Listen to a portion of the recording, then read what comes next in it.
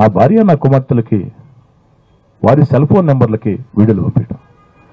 రాజేష్ గారు ఏడ్చుకున్న రాత్రులు ఉన్నాయి. నా భార్య నేను పట్టుకుని, నా కుమార్తెలను పట్టుకుని ఏడ్చుకున్న రాత్రులు ఉన్నాయి. వీళ్ళ జీవానికి ఎలక్షన్ ప్రచారంలో నెల రోజులు అరగంటకి నా భార్య నా కుమార్తెలకి ఫోన్ నెంబర్లకి వీళ్ళు పెడతా ఉంటే రకరకాల వీడియోలు. నా భార్య నా కుమార్తెలు వాట్సాప్ బ్లాక్ చేసుకున్నారు. మీరు చెక్ చేసుకోండి కావాలంటే. ఏంటండి దుర్మార్గం? నీకా డబ్బులు ఉన్నాయని, అధికారం మదం ఉందని, నీకా డబ్బులు కావాలా? నీకు అధికారం మదం కావాలా? నాకు చేయాలంటే డబ్బులు పడలే, అధికారం మదం పడలే, చేయగలుగుతా. కానీ చేస్తే నీకు నాకు తేడా లేకుండా పోద్ది. నా తండ్రి స్థానంలో నువ్వు ఉన్నావు, నీ కొడుకు స్థానంలో నేనున్నా. ఆదాల ప్రభాకర్ రెడ్డి ఏం నా భార్య నా కుమార్తెలు ఏం ద్రోహం చేశారు మీకు? అరగంటకి మరి పోలింగ్ రోజు అండి, పోలింగ్ రోజు 5 నిమిషాలకి 10 నిమిషాలకి కనీసం ప్రచారం అయిపోయింది కదా అని ముందు రోజు సాయంకాలం వాళ్ళు వాట్సాప్ ఆన్ చేస్తే మళ్ళీ వెంటనే ఫోన్లు. పోలింగ్ రోజు మార్నింగు ఫోన్లు ఆపేసిన పరిస్థితి. నా బిడ్డలు నా భార్య మేము పట్టుకొని ఏడ్చుకున్నామండి రాత్రుల్లో. అంత మానసిక క్షోభ పెట్టింది ఎవరండి? ఆదాల ప్రభాకర్ రెడ్డి కాదా? ఇది నేను చెప్పే మాట కాదండి.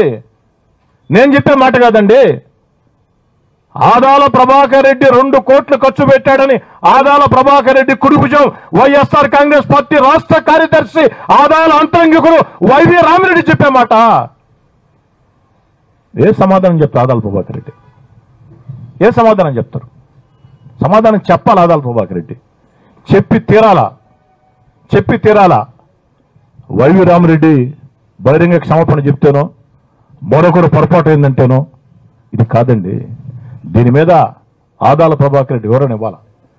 ఆదాల వివరణ ఇస్తే అసెంబ్లీకి వెళ్తున్న సాయంకాలం వచ్చిన తర్వాత వారు వివరణ ఇస్తే అప్పుడు నేను వివరణ ఇస్తా ఏం చెప్పాల్సిందనేది.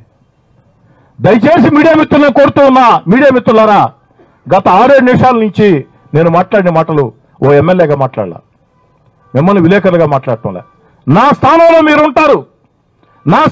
మీరుంటారు. మీ తల్లికో, మీ భార్యకో, మీ చెల్లెళ్లకో, మీ అక్కలకో, మీ కుమార్తెలకో వాళ్ళ ఫోన్ నెంబర్లకి దుర్మార్గంగా వెంటాడుతూ అరగంట 10 నిమిషాలు గంటకి మెసేజ్లు పెడుతూ ఉంటే జీవం నెత్తురండి ఉండేది. కానీ భరించానికి. దేనికి భరించానంటే ప్రజలకు భయపడ్డా. నన్ను రెచ్చగొట్టాలని చూస్తున్నారు. నేను వీళ్ళ ఉచ్చులో పడి రెచ్చిపోతే నన్ను భయంకరంగా చిత్రించాలని చూస్తున్నారు. ఆఖరికి పోలింగ్ నాడు ఎల్లో కలర్ ప్యాడ్స్ ఎత్తుకోకపోతే చించేశారు. అబ్జెక్షన్ చెప్పొచ్చు ఆర్ఓకి. చించే ఎవరికి ఇచ్చారండి? ఎల్లో ప్యాడ్లు తీసుకోపోకూడదు రూల్ ఎక్కడుందండి?